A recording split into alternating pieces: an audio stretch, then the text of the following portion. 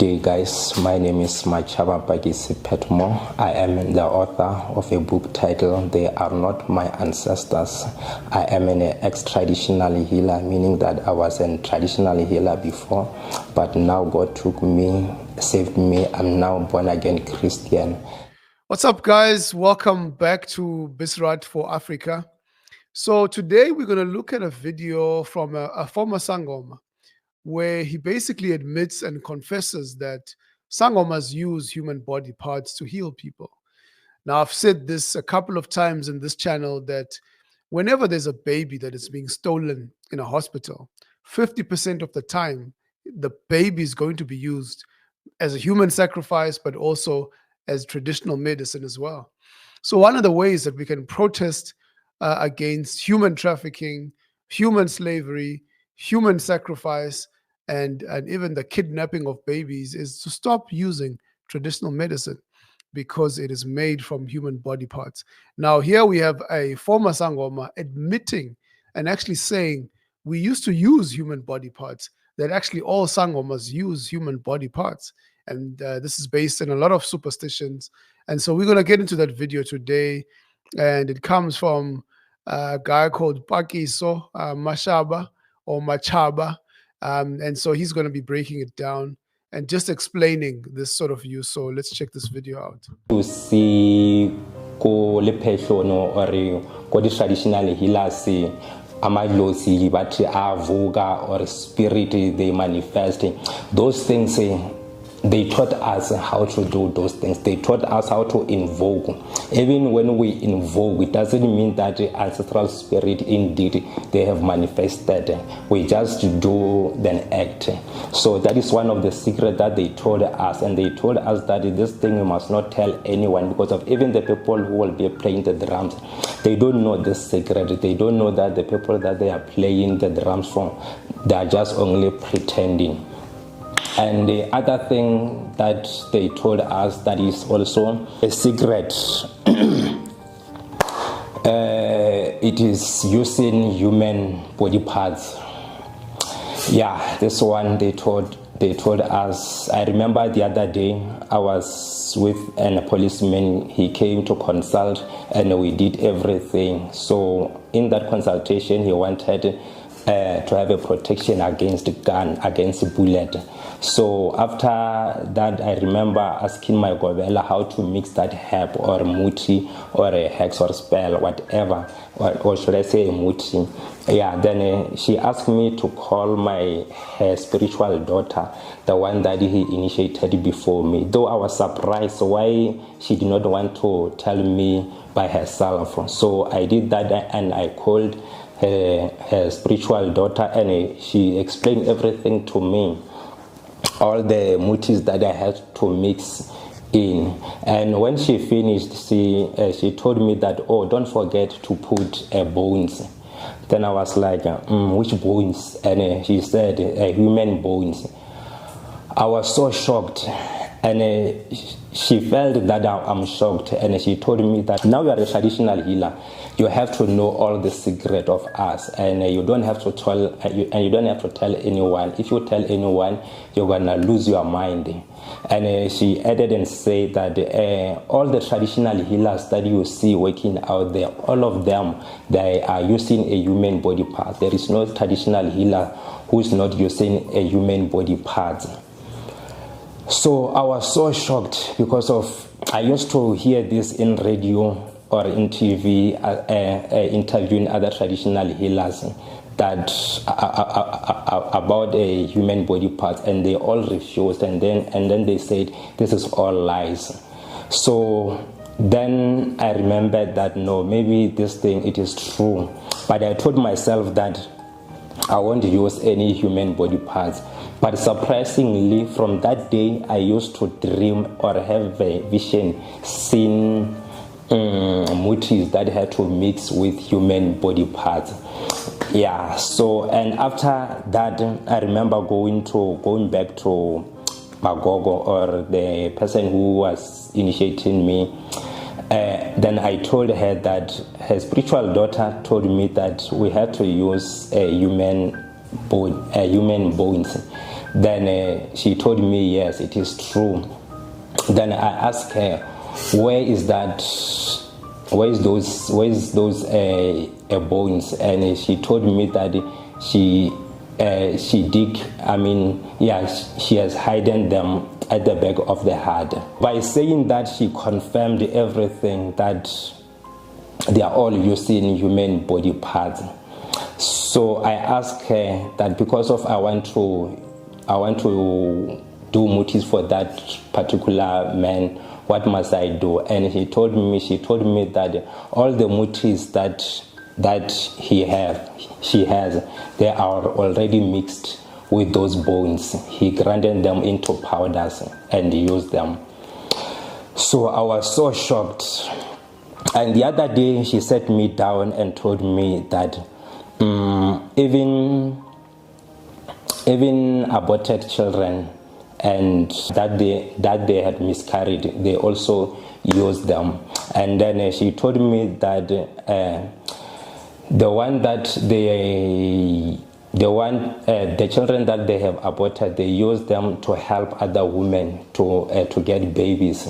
So I asked them, how do you do that? And she told me that they bought those babies from hospitals or anywhere. Then after that, they will mix them with a muti and put them on the sun, so that they can be dry. After they are dry, they're gonna grind them into powders and use them, same as those babies or fetuses that were miscarried. They use those things to help other women. So in other ways, I can say a lot of women, or I can say 100% of women who have gone to traditional healers to seek help in order for them to conceive, I can say they have eaten other children, even though they did not eat them directly, but they were already grinded them into powders.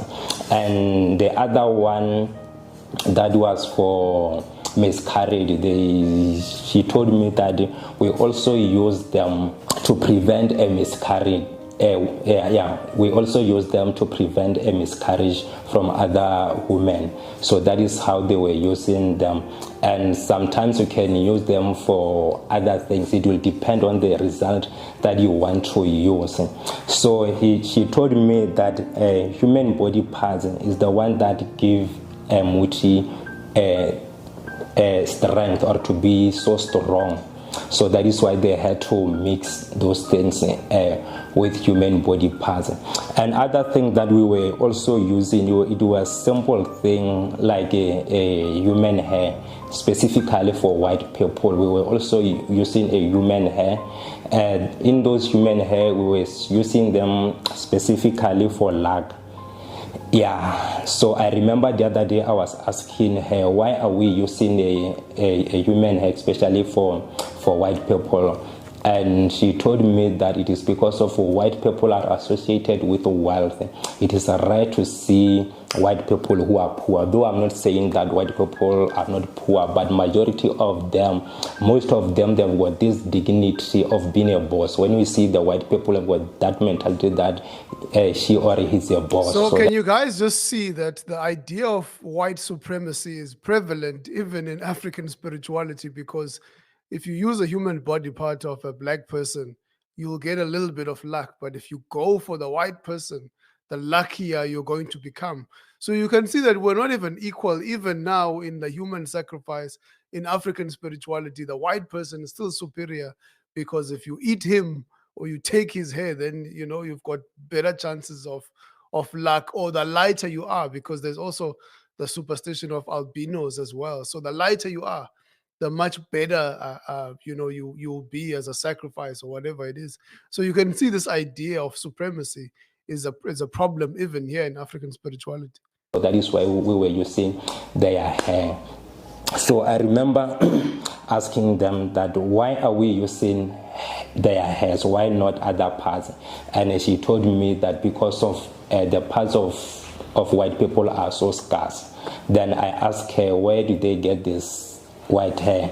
Then they told me that she have got a friend who's working at a saloon. So he's the one who come and sell them to Even this thing of albinos, the reason why most people or most traditional healers use albinos, it is because of albinos, they can be associated with white people. Though I'm not saying that albinos are white people, but when you use albino and white people, you almost get the same result. Sometimes you can even get much result than when you're using a white human body parts than using albinos. Yeah, that is what they taught us and what we were doing. Yeah. So I think it's very important for us to learn some lessons here. You know, he mentions towards the end that they're using hair for white people because the other body parts are scarce. And that's problematic because that means that the life of a black person is cheap. It's very easy to kidnap black children, to kidnap black people. They're easily accessible because, well, it's just easy to take them. But white people, it's very difficult to use them as offerings because they're very scarce. So these are some of the problems that we see because people complain about this idea of white supremacy now being shoved in people's faces in images of Jesus being white. But right here, we see this problem again where, the whiter you are, the more luck you can produce, the more power you can produce, and all these sort of things. But I think it's a dark world that, people like Bishop Maponga don't want to talk about. They want to, attack strawman fallacies in Christianity, saying, Jesus was a sacrifice, even though Jesus gave his life to save others. It was something that was noble. It was to bring about good. But when you kidnap a black person and turn them into a umoti, a little child who's innocent in the hospital, the ultimate goal is evil. And so with Jesus, it's not the same thing. It's someone giving their lives, sacrificing their lives in order to achieve good. But here we've got someone sacrificing other people who didn't volunteer in order to achieve bad. But I'd love to hear your comments in the comment section. I'd love you to hear what you guys think about this and how should we deal with this problem, because I think it's not just a problem for African spirituality, it's a problem for all of us that actually if these superstitious ideas still continue, then people will still be in danger. Our children will still be in danger. And for me, one of the best ways we can protest this thing is to stop consuming umuti made out of human body parts, because this is what drives it. It's the superstitions behind it. That if I go to the traditional healer and the traditional healer says whatever, I must believe the traditional healer. So the day that we get rid of these sort of ideas and really embrace the truth, which I believe is Christianity, because Christianity doesn't call you, to try and fix your problems, using other people. It's the idea of Ubuntu says, "Njengomuntu ngabantu." So now when I am going to, if I'm struggling to have babies, then I'm going to steal someone's baby so I can be better. How is that is Ubuntu? And this is why we say Christianity redeems African culture. This is Bisrat for Africa, a channel dedicated to giving you Christian commentary on religious and spiritual matters. We'll see you guys on the next video.